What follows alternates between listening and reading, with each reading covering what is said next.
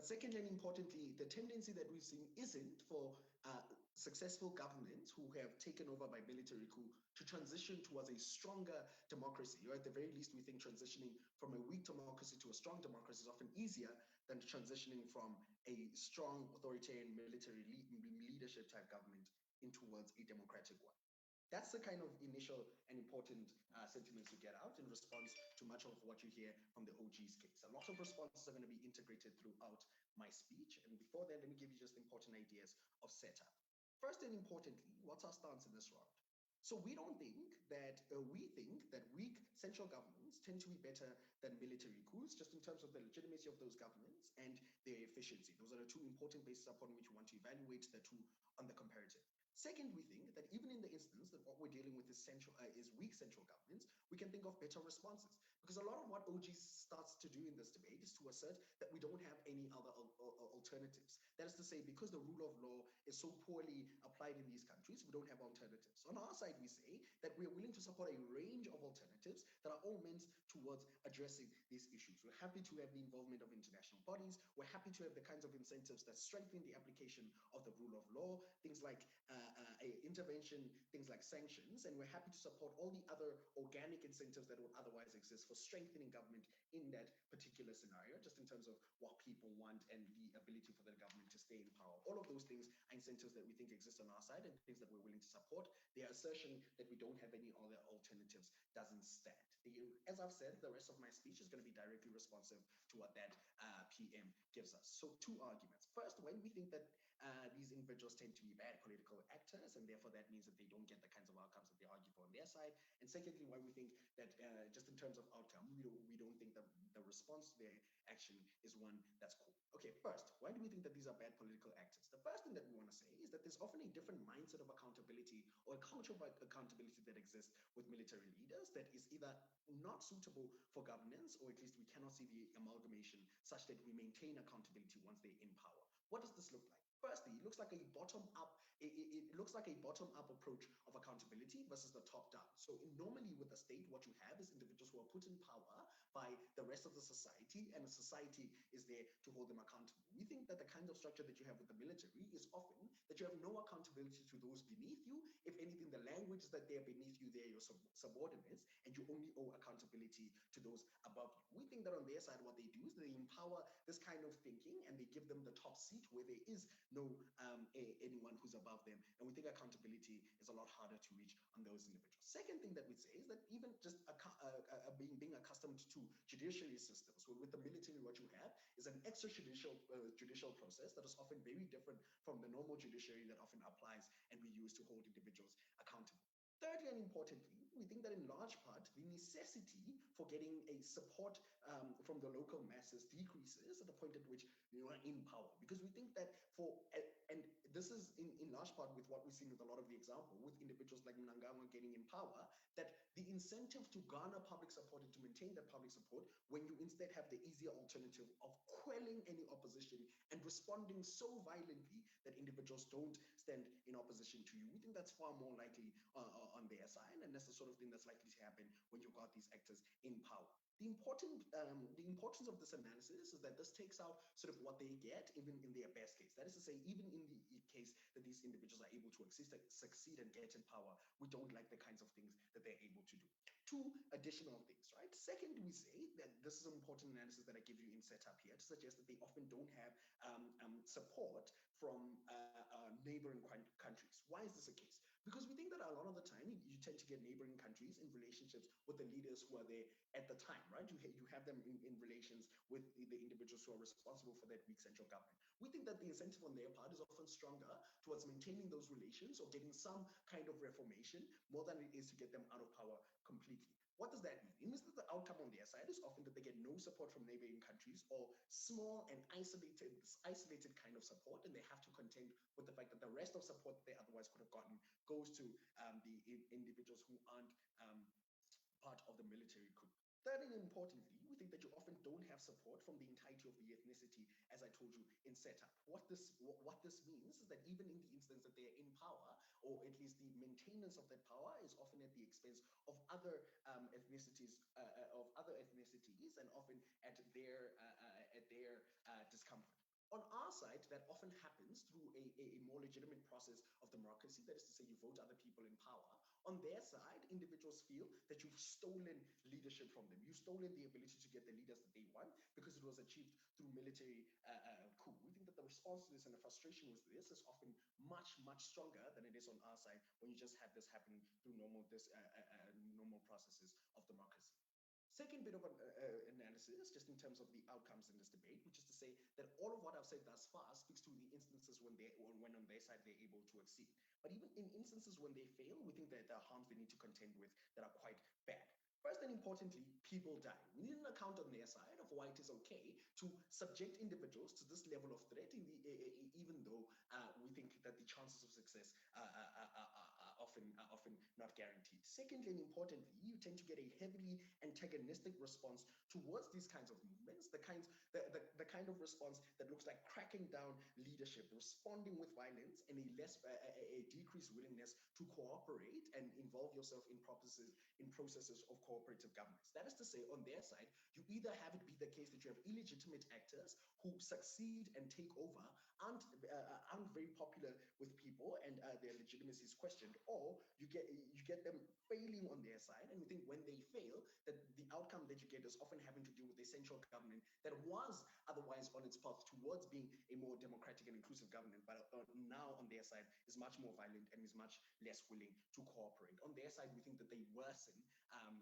weak central governments, given that they decrease the incentives to cooperate. Finally, importantly, we think that individuals themselves lose faith in the machine that is democracy, given that the premise all the time is often that if you don't like your leaders, you can just replace them. On their side, they get an effective replacement of leaders, but they get an effective replacement of leaders, but they don't get an effective alternative that individuals are happy and proud of. We think the kind of instability that ensues means that individuals lose faith in the system of democracy altogether. Never been prouder to oppose.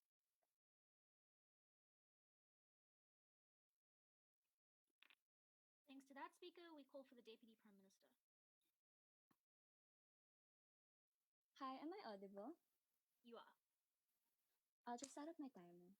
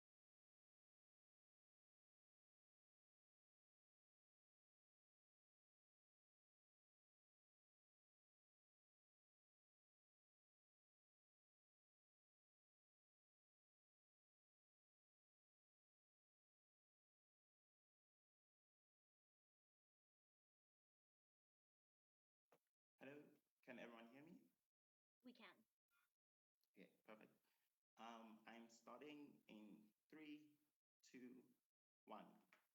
Panel, check your notes. I don't think there's ever an instance when in the OG case we get structural analysis for why it is that the military leaders have an incentive, the same as like China or the Singapore governments have in order to like maintain their power to cater for individuals.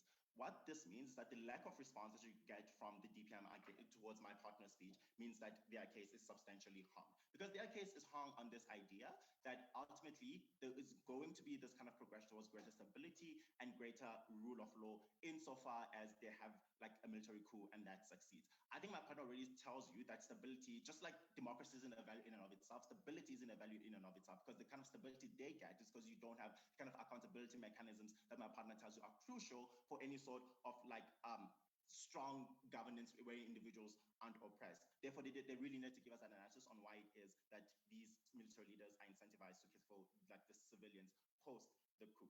But also, so what am I going to do in this speech, right? Firstly, I'm just going to do a lot of like direct responses towards what we hear in DPM, and also extend on why it is that our alternatives are probably better, and also why these things kind of work. Because what we support on our side isn't necessarily just like the kind of like interventions or military interventions from other nations. We think there is a spectrum of responses that can occur, and we've seen this exist, and we get greater stability. So if the metric of this debate is stability, we can also achieve it on our side.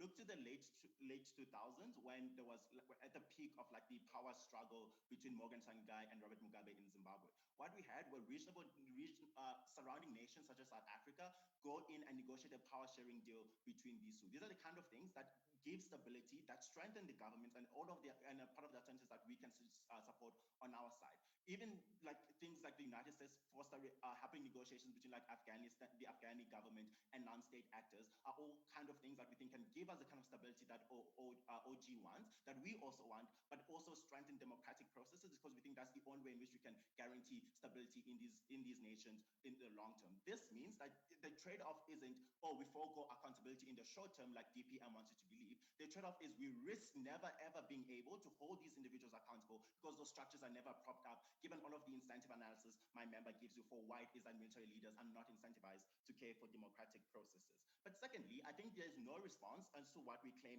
such as just like how coups are risky. Therefore, they needed to justify, because this debate does not just assume that the coup is going to succeed, right? They need to justify why it is that the loss of lives, the protest and the uncertainty that oftentimes follows the announcement of a coup is worth it, given that the trade-off is this like uncertain benefit in the long term. What does this mean? This means that on their side, they are more likely to have things like if the coup fails, the central government becoming more emboldened towards cracking down on like civil society and cracking down on like individuals who are protest leaders. So things like political prisoners, things like suppressing any form of dissent. On their side, there's a greater propensity for these weak central governments to become more authoritarian, as opposed to on our comparative, wherein they're more likely to negotiate with this. Because the incentive, even on weak central governance, is to negotiate, because no one likes stability, as DPM themselves points out. So what does this then mean in terms of responses? I think on our side, we get a better transition towards peace, get a better movement, and we are less likely to like antagonize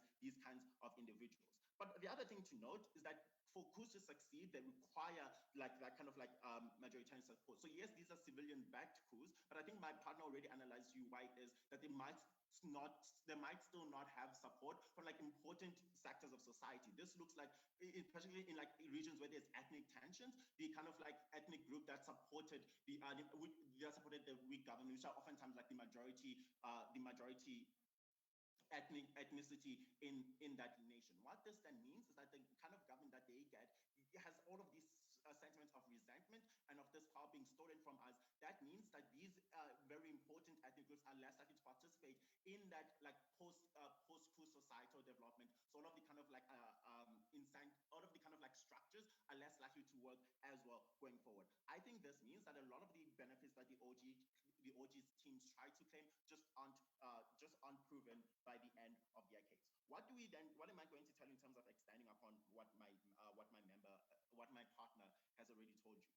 Firstly, I'm going to say that there are other ways in which we can leverage power. That means we are able to get the weak governments towards actually trying to working towards like becoming a stronger government. Because the kind of things that make these governments weak are the kind of stuff that is characterized by OG, right? So things like not catering for individuals, things like their rule not being legitimate, not being recognized as legitimate, and things like that, right? Oftentimes, what this means is that we can have international players who facilitate that kind of process in various kinds of ways. Things such as sanctions are a way in which you can get the weak government to prioritize dealing with communities that they otherwise would have marginalized on our side. Things such as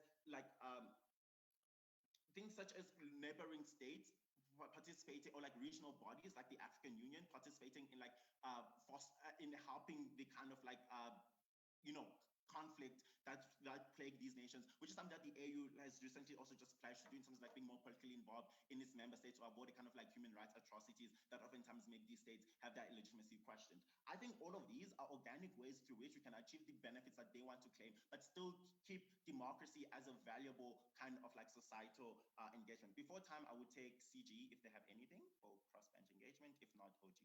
CG? Okay, OG. This is a case against militaries in general, but central governments will still have militaries. The difference is on your side, it's weak governments who dictate and be listened to by militaries.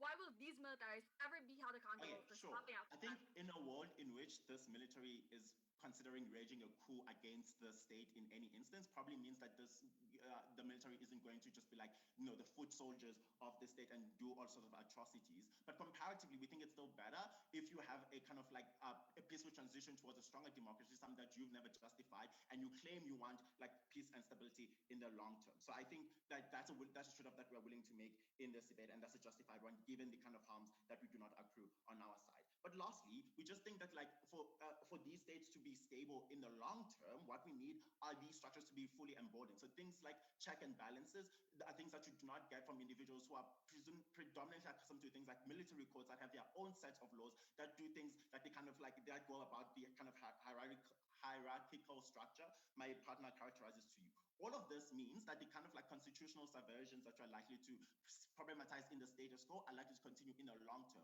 because they are not bound by the kind of laws that civilians are. So yes, civilians might back them, but we think that civilians don't think long-termist, and only on our side do we get this kind of long-term stability, and I think that's the most important impact. Vote OO.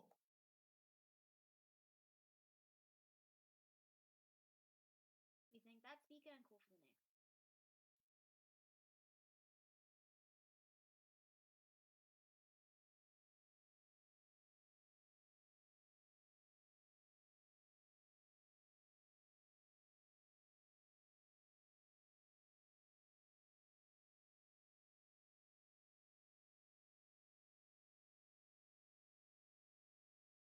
All right. Hello, am I audible, please?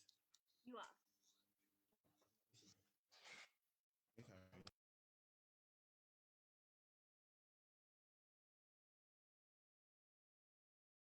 A member of CG, I think you actually did break up. Okay, so I have a lot of papers, so forgive me. Let me put them together. We get time now.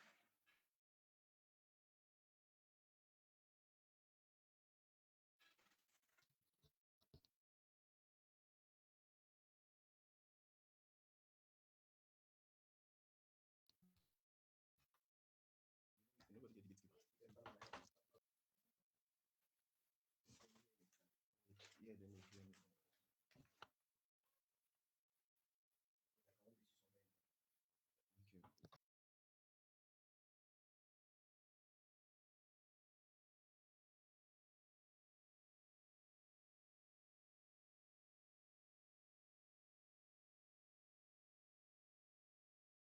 Okay, we're ready when you are.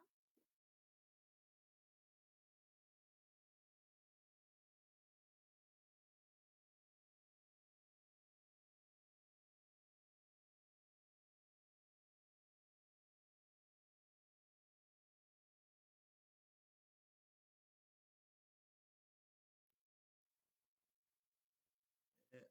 So, hi guys. Hello. Hi. Hello. Yeah, hi. Sorry. So I hope you can see me and I hope you can hear me, please. We can see you and hear you. Okay, all right, sure. So my name is Erasmus. I'm from KNUST in Ghana and I represent Africa. And I'm happy to be here in this debate. my POIs can be taken in the chat, but in case I'm not paying attention, I would like you to ask me in the 5th minutes preferably, but in case you still can't get my attention, you can put on your mic and then ask me softly in that regard. So without further ado, if there are no further questions, I think I'm going to proceed with our extensions, right, and how we win the debate. All right, so I begin in 3, 2, 1. I think first of all, what I'm going to do is to provide better and clearer characterization of what these weak governance looks like. Secondly, why this is a unique situation. That will be my main extension. Why this is a unique situation to create better political, social, and economic revolution with clearer analysis of what these civil society groups represent, especially with their liberal ideologies. And I'll give you principled justification to why this action is not undemocratic. It's a principled action in line with the choice of the people. Then lastly, I'll show you why this is a valid action even when we are likely to fail in that regard. So let's move on. First of all, proper characterization of these countries with weak central governments. Primarily within those spaces, you have oppression of minority groups. So the countries where we've seen these actions take place is Bangladesh, Egypt, where most of the time majority governments ride on majority consensus or religious sentiments and ethnic sentiments to get into power. You realize that most of them are very conservative and retrogressive, and in these kind of spaces, there is no propagation of social and liberal ideas. What happens then is that there's also a divided political scene which is constantly exploited. So most of the time, even though people can be able to vote to change governments, they have the same kind of governments because they have the same people from these political parties winning over power over and over again. Even in worst cases, these governments tend to hijack the system, or rig elections, hijack parliament, and then influence the courts in massive ways that people are not able to exploit alternative means of justice. What that means is that minority groups are constantly oppressed in that manner in order to keep that power. What the importance of this analysis is that even if we take up at their best case, where interventions, sanctions lead to better outcomes and lead to change in those governments, we are not likely to see all those kind of effects which they want, right? We've already shown you that the rigged elections and those systems means that people have no options. But even in a world where they can still vote, there is lack of a viable alternative, and their choice is not being represented because of that massive limitation that comes with these weak governments, right? So how is that a must, and why then does this become a preferred medium? Because in those countries, like I told you, there are failed systems and institutions which are not able to give respite and restart to the people, right? And when that happens, there's a rule of elites and bad actors who hijack the system, who then have no incentive to create change. They heavily rig the system for their own benefits, i.e., ship labor to promote their capitalist incentives or be able to ship off their natural resources over there for very, very cheap prices. It means that international bodies are not likely to step in to intervene because they are able to import cheap resources from these places. And in countries like Congo, there's no interest by Western powers to be able to intervene. What this does is limit the kind of options that OO gives you in their world. But why is this a legitimate choice? Principled analysis. First of all, there is a distinction between a state and a government. A government represents the transient will of a people at a particular point in time, but a state is perpetual, right? A state exists forever. At a point where government fails to represent the interest of the people, that government is illegitimate, and any overthrow cannot be seen as one which invalidates democracy in any way. So voting after every 4 years represents this action. It's arbitrary to say we should vote after every 4 years. The clause could be that we could vote anytime the government fucks up, right? You just think this is arbitrary in that instance. It goes to prove that governments are temporary in that regard, and true power always lies with the people. So what is happening in this instance is monopoly of violence shifting from an actor that has become illegitimate and irrelevant back into the hands of the people. That is why the characterization of civil society-led military takeovers is very important, because it represents a solid will of the people, and we think in principle that is democratic even in itself. Remember, states exist in perpetuity. Why do we think this is important, or why would we even why do we think this is preferred even if it is bound to fail? First of all, characterization of these civil society organizations. Remember, in status quo, civil society organizations in this instance have no voices within those countries. They are usually suppressed and their ideas are not able to come to the fore. And they have some brilliant, wonderful ideas like liberation of the minority, like promotion of civil rights, right? What happens in this instance is that for the first time ever in their history, they have the ability to be able to propagate their ideas and influence the next governments in massive ways in which um, in which they could cause change, right? We think what then happens in our world is this: you are able to create a sense of unity. We think that opportunity that comes can be able to create ripple effects of wider political, social, and economic change than you are likely to get in any other alternative that these guys bring you. Because the option of economic interventions and military interventions still goes against it still goes with the harms they propose with the military. It still breaks sovereignty, it still elicits economic and fiscal violence to the people, and it doesn't represent their choice. Ours is very consistent in a way that there is now liberation of minorities in the next government as these civil society organizations are able to influence that government. There's long-term political stability, long-term economic development, because these guys have the resources to be able to influence those governments. Why these changes does not happen in the past is because these minority groups and these groups do not have the numbers, resources, and the central mobilizing authority. In this particular instance, when they do have it, what action should they take? We think they should be able to hijack power in that manner. So why is this a preferred option even if we failed? Principled argumentation. One, because it represents the choice of the people. This is not interfered. This is the principled choice where in the events that I've labeled to you how the choices of the people are limited in status quo, them being able to express a choice that goes to choose their own governance is a principled justification in and of itself.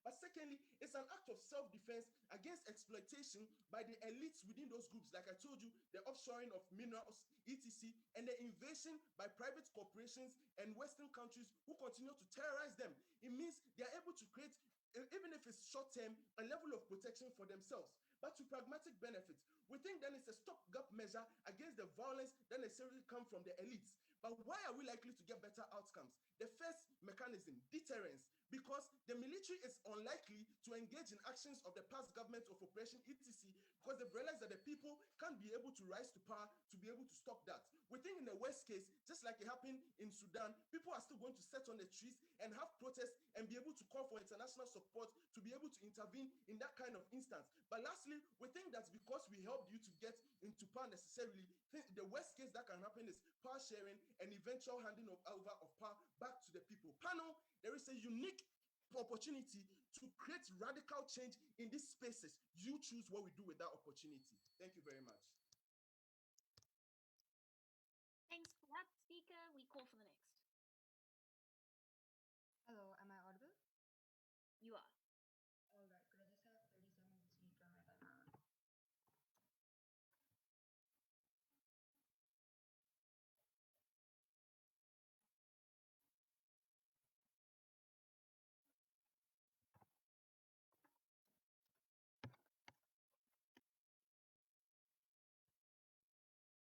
All right,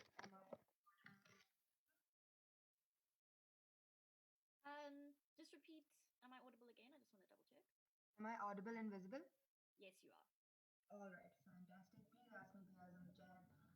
Um, Excuse me. When you speak close to the microphone, when you asked, "Am I audible?" the second time, you were more audible than before. is this fine? This is fine. All right, I'll just make sure I speak at that volume. Perfect. All right, starting in 3, 2, 1. I have 4 pieces of extensive material which I think are really crucial to this debate. Number 1, the military as a body and their incentive structures. Number 2, the framing of what a troubled central government looks like and how the interaction is likely to be between the civil society members and members of the military. Notice that no other team in this round gives justification of what their characterization of these civil society members apparently looks like. Number 3, I'll tell you, even if violence does not happen, like O said, although we agree that that is an important and likely part of this debate, why it is still very terrible for you to have military involvement within sectors of government. And lastly, I'll give you the final comparative within this debate. Before that, 3 just general responses that clarify from CJ. Number 1, I do not think even if I agree that principally you should be able to like fight against your government or overthrow them, the military has certain characteristics that make it that make it a uniquely harmful actor to democracy, and that also means that other choices to like fight against the weak central government are also principally justified, so that's uncomparative.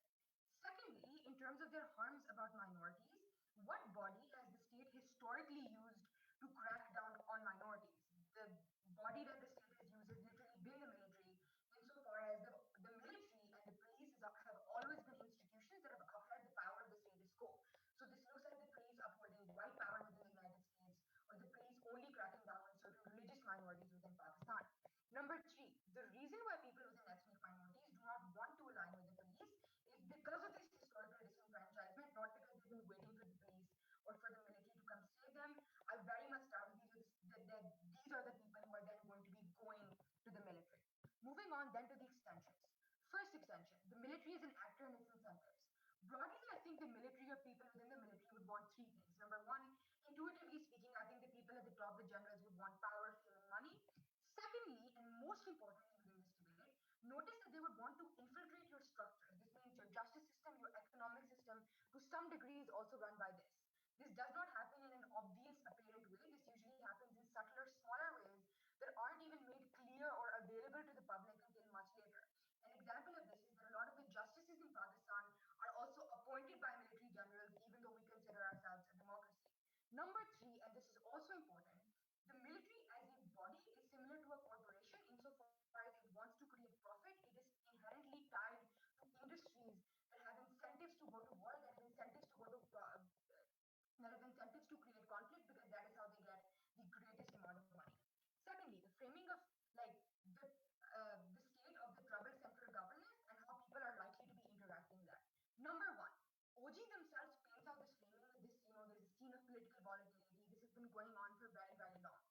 All of that means that the point at which there is great political instability, it will be the diehard supporters of the military who will suggest this policy, who will largely organize it, and who will convince and persuade the rest of civil society to join in. This is really, really important because, in all likelihood, it's not going to be those minority members that have been harmed by the military. It's not going to be extremely progressive groups that understand how fucked up the military is. It's probably going to be those people that are leading the movement. This is really important. Secondly, understand the power dynamic or the negotiating power within this situation. The military not only has the monopoly over violence, but in this situation, the people are asking for the military's demands. This means that the military is also likely to have demands in return. Also, notice because the military is just less vulnerable. Like military officials are less affected by political instability and by volatility because they usually have more protections. So it is the people who are more vulnerable within this scenario and who are likely to have to listen to some of the military's demands.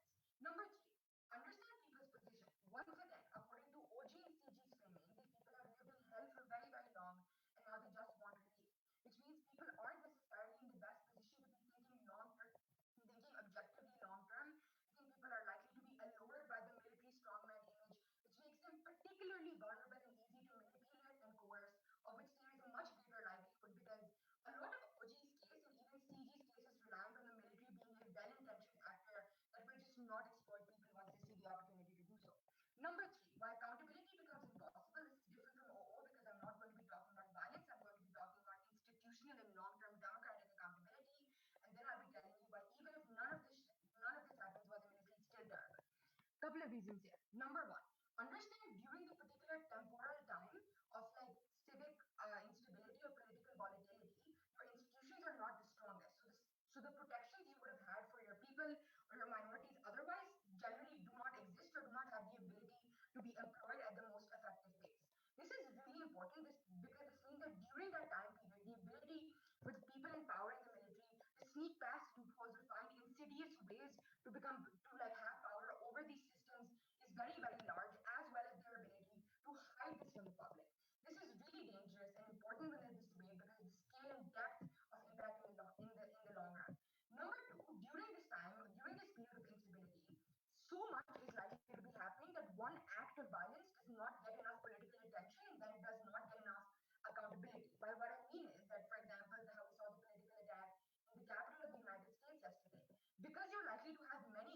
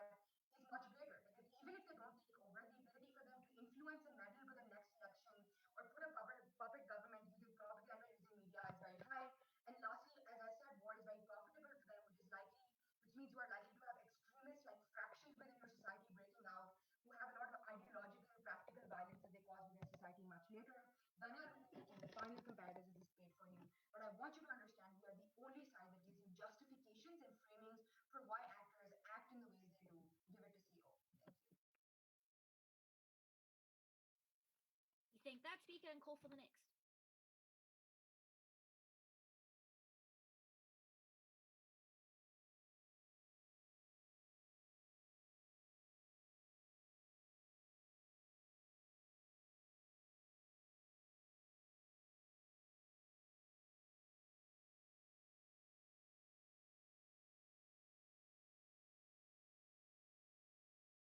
Oh, are you in the room? Hello. Hello. Okay. I also just want to verify that OO is in the room.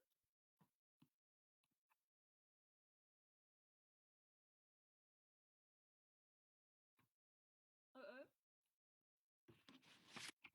Let's give them a minute to reconnect.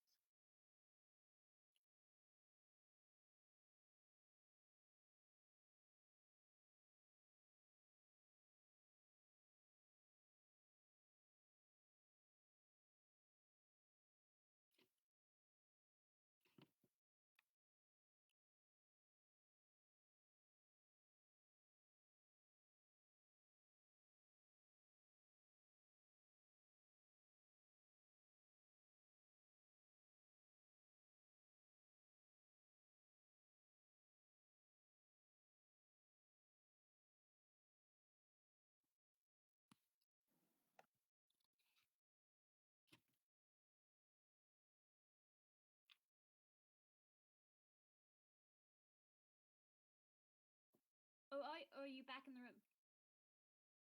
Yes, we're back. Sorry, we didn't want to say anything, just in case we're interrupting. Okay, perfect. Thanks a lot. May the speaker please proceed with their speech, or begin their speech.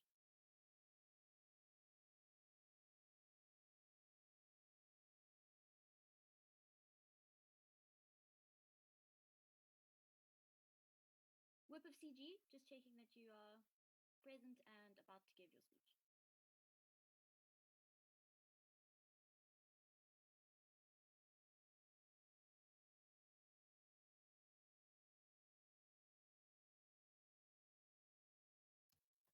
Hi, am I audible? You are audible. Okay. My name is Abena. I will be the government whip in this debate. I do not have gender preference, and if you have a POI, kindly put it up in the text space. I'm actively watching. I'll be starting in a few seconds.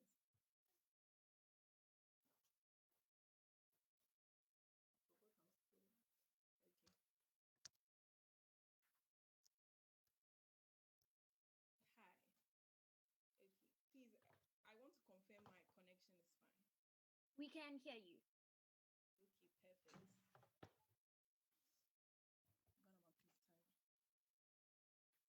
Let me set my timer.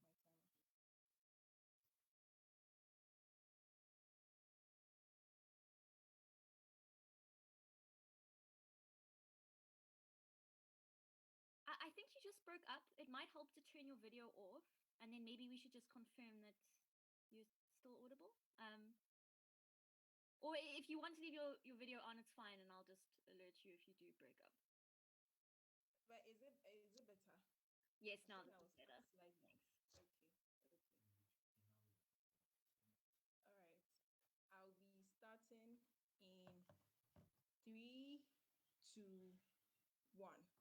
Panel, contrary to what you get from closing opposition, we are not defending status quo where military unilaterally take over political affairs, and which leads to all the outcomes they talk about. Notice that on our side of the house, it's particularly structurally different because now we have civil societies backing them.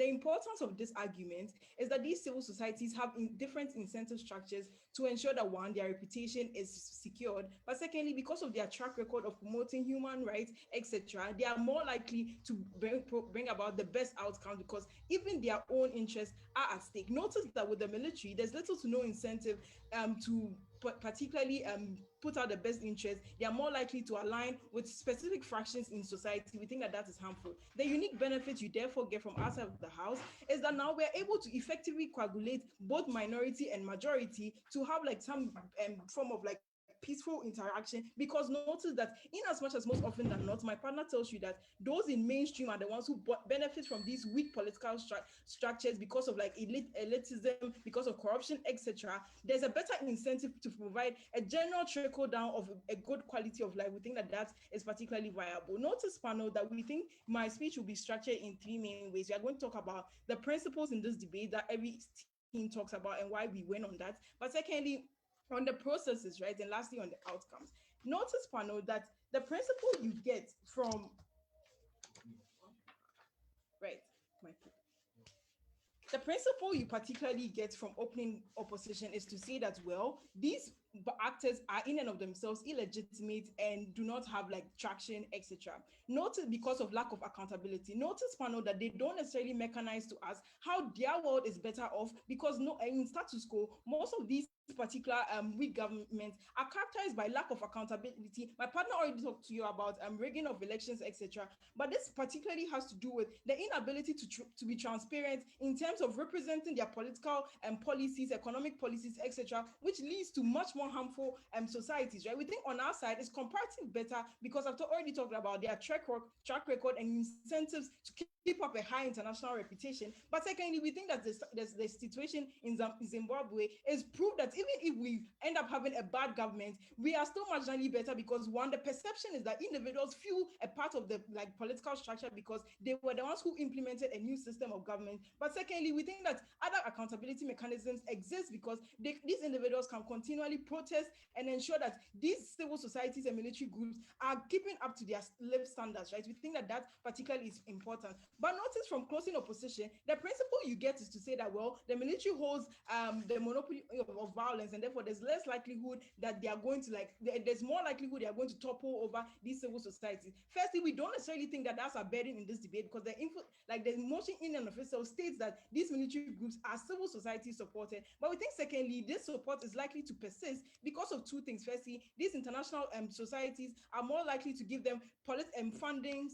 They are more likely to give them fundings that ensure that they have effective economies to have good quality of life. They are more likely to give them political buying because they are able to have the good image that individuals want in society. We think that that particularly is important. Let's talk about the processes in this debate and how best we achieve that. But notice, panel, that from opening opposition, they say that, well, our world presents no alternatives. Firstly, we don't think that's particularly true. I'd explain to that. But notice that what they argue is acontextual because we don't think that the existence of alternatives means that we can't effectively interrogate the viability of one mechanism. But secondly, we think that the electoral process is one that we can't rely on because of what my partner tells you. But thirdly, we think that even at best, when these individuals want to resort to electoral processes, they are more likely to buy into tokenistic gestures from these weak governments to vote into them for perpetuity, and that does not effectively ensure emancipation, right? They say that, well, let's go in for sanctions and strong arm these particular states, right? Why is this particularly important,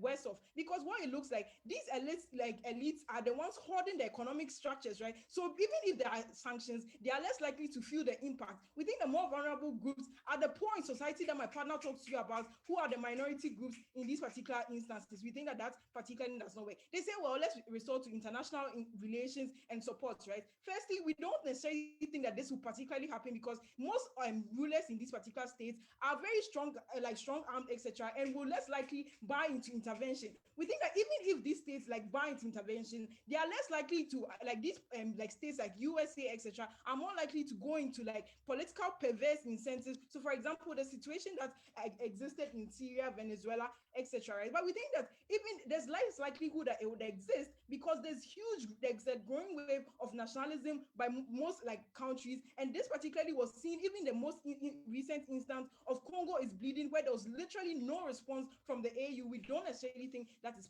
viable, right? But for closing opposition, what they say is that, well, there will be huge spread of propaganda and the transition to power is worse off, right? Firstly, they don't necessarily tell us how their world solves that problem, but secondly, notice that their world is particularly worse off because we think that these transitions to power, even if they are done by international bodies, have little to no cognizance of the context and political stability of these states. And that's why most intervention policies by these particular states are ones that have failed and leave the states worse off, right? We don't necessarily think that is viable. Now, lastly, let's talk about the outcomes that we get. Oh, am I supposed to pause? No, you don't. Oh, okay. Okay, let me resume. I'll be resuming in 3-2 round. Panel, let's talk about the outcomes in this particular debate, right? Firstly, like what exactly does OO say? They said that our outcomes wait, are not excuse me, guaranteed. can you hear me? I've stopped your time at 5 minutes 50. I just want to double check which judge is missing. Yeah, exactly. Is it a panelist? Yeah, it's a panelist. Okay. Uphie's back, right? I just saw him come back. now. I think we're going. So sorry for that. Yeah, internet connection drop on my side. Apologies, but back here. Okay, perfect. Uphie, if we start from 5 minutes 50, is that good with you?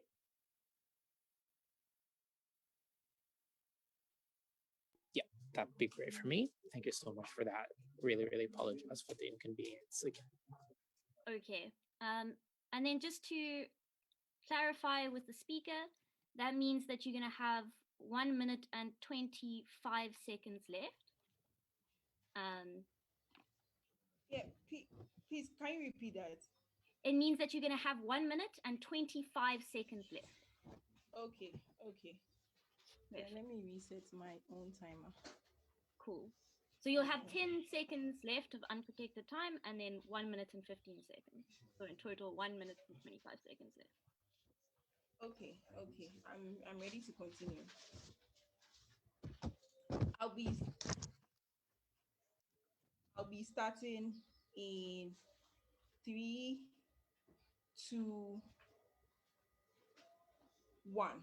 So panel, let's deal with the outcomes on each side of the house. For open opposition, they say that their outcome is more likely to be we not being guaranteed of success. We don't necessarily think that is the issue that's an issue in the debate, because they say that, well, we have a monopoly of violence, etc. So we think that the feasibility of the mechanism is one that is viable, but secondly, because of these extra independent agencies of civil advocacy, we are more likely to have best results, right? But they say that, well, they are likely to have huge opposition. We don't think huge opposition in and of itself does not exist in their world. The difference is that the huge opposition in their world are crippled down by these same political structures that the people in the majoritarian rule used to oppress them, right? On our side, we are able to remove such structures and put in place new mechanisms because of the huge popular support that exists in status quo, right? But for CEO, they say that, well, we are more likely to have ideological conflict, which will perpetuate in these particular instances, right?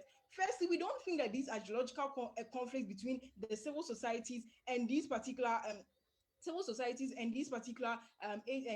military governments will exist, first of all, because principally these military is who holds the monopoly of violence in and of themselves have an implied partnership with the executive and states. That is why we have most instances the president being the commander-in-chief of the army, right? We think that implied partnership means that there has to be a consensus riding, there has to be we have to continually allow for the two parties to relate in and of themselves, right? Why are we?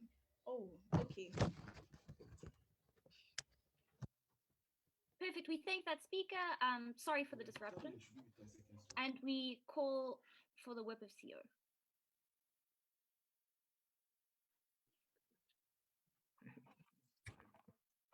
Hello, am I audible? You are audible. Okay, fantastic. Just give me a second.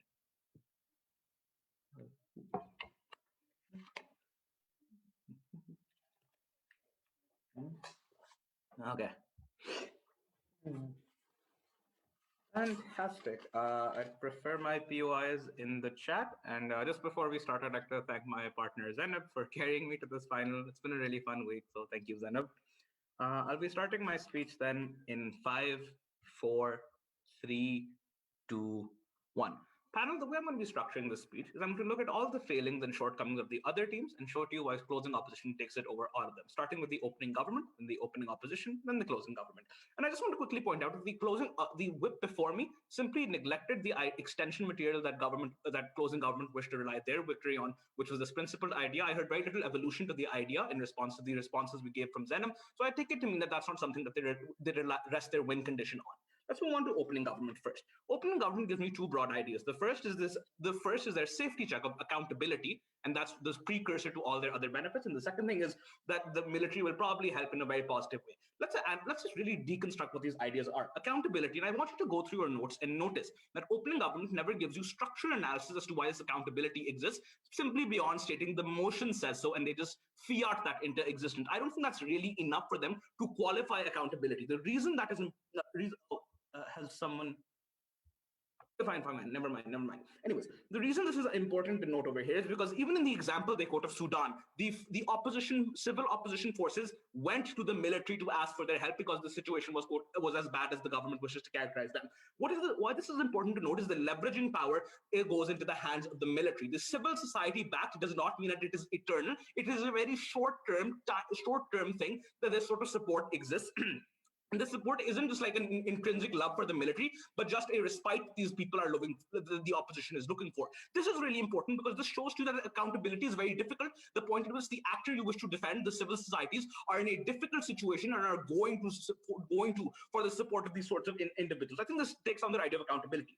Moving on to the second idea opening government says, will they help? And this is where Zainab's extension is really important. Because I think what Zainab does uniquely is tell you why the internal structures of the military are such that it is unlikely that they're going to help in the beneficial way that opening government discusses. Just look at examples first and foremost of Egypt or Pakistan, where military rulers have come into power from military coups and stayed into power for a very long time. With the military leader, former General Sisi in Egypt, still continuing to remain unopposed power in Egypt, which suffers a range of authoritarian characteristics, or Pakistan when Ziaul Haq or Ayub Khan took power and led to a lot of policies that were destructive to Pakistan. So I think these are the direct ways in which the military does not act in the appropriate way that leads to the benefit that opening government wishes to talk about. But there are a lot of indirect ways which Zainab has analyzed for you earlier as to why it is unlikely that the long-term benefit is going to be positive. Because I think the long-term benefit from opening government in specific is a very nebulous claim to start with. It is unclear to me what the end goal of that long-term benefit is, whereas the harm that we have outlined at closing opposition,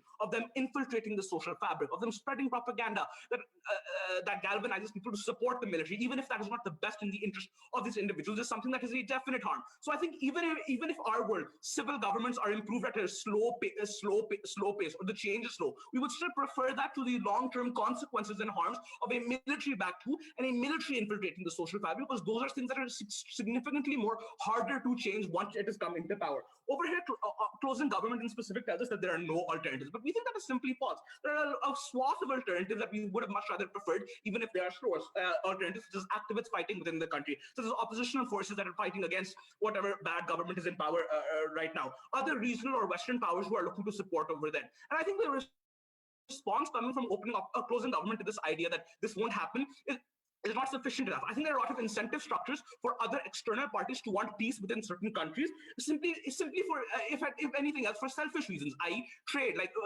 regional stability means trade is more likely. It means investment, more Western countries are willing to invest in the region, the point at which it is seen as more stable. Or at the very least to thwart away refugees that are a consequence of a violent sort of, or when like a situation becomes so unstable that it becomes violent. I think all of these reasons are fair enough to assume that other sorts of alternatives do exist and they are viable. But the point at which you as a civil society back a military for a coup, that is the point at which all of these options go away. This is where I'm going to move on to the second part of my speech, which is how we take it over our opening opposition. Because I think what Zainab's extension does in helping us take it over our opening opposition is tell you the reason as to why a military is likely not to act in the best interest of the people and is more in line to fulfill its own selfish desires, such as appointing more generals to civil powers. Just look at Sudan, where the interim government, around half of the people in the interim, like council/government, are military generals, a lot of which who don't want democratic reform within the country. And also how institutional accountability vanishes within the country. This is crucial because this goes beyond opening opposition's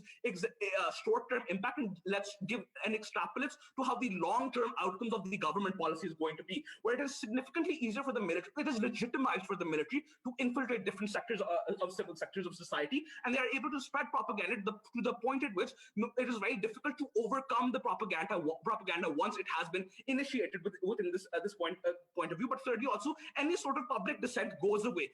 Opening government tries to justify this by saying that, hey, in China you don't have democracy, but people are happy. No, that is a false idea to portray in this debate, because there is no possibility of dissent within China, because it is immediately quashed by the authoritarian government. That is the sort of world opening government and closing government wishes to espouse, the point at which they introduce the military. What this does is it settles the deadlock within the opening half, because opening government says, hey, if the military is so bad, it's going to exist anyways. Opening opposition says, no, that's fine, this is worse. But what I think what we uniquely tell you is why this is worse. Why in the long term, the point at which you introduce the military as an actor is the point at which you cannot go for any of the other alternatives I mentioned earlier, and it is far more difficult for you to defend yourself in the future. Before I move on to the last thing, opening up. CO is uncomparative because OG explained why the military will infiltrate. The debate is about who leads them. Okay. Why do you trust weak central governments to help minorities? I get it. No, I think the point at which you back them as a civil society, you cannot unback them. It is right, because the point at which you place the military in power through a legitimate means, that is the point at which external parties are less able to help you, because it is seen as legitimate, and internally the military is able to entrench its propaganda to the point and like stop any form of dissident legitimately. That is the point at which it is significantly or almost impossible to throw out the military, or it becomes like really, really difficult to do so otherwise. The last comparative then is against closing government's only unique idea of the principled idea, but it was never evolved for the opposition whip, so I don't have much government whip, so I don't have much to engage with. But I want you to know that this is a coerced choice. These people are backed into a corner. These people feel that they have no alternative. The perception for the local people is that they might not have an alternative. I think that perception leads to the military capitalizing upon it by projecting a strongman image. So this principle of democracy coming from closing government is illegitimate, because the choice is invalid, but also it is far more difficult for people to hold the military accountable, and thus they cannot like evolve their choice as well. For all these reasons, closing off. Thank you. Perfect. Thanks a lot to everybody. Please leave the room. Thank you, everyone. Turn around, everyone. Thank you, everyone.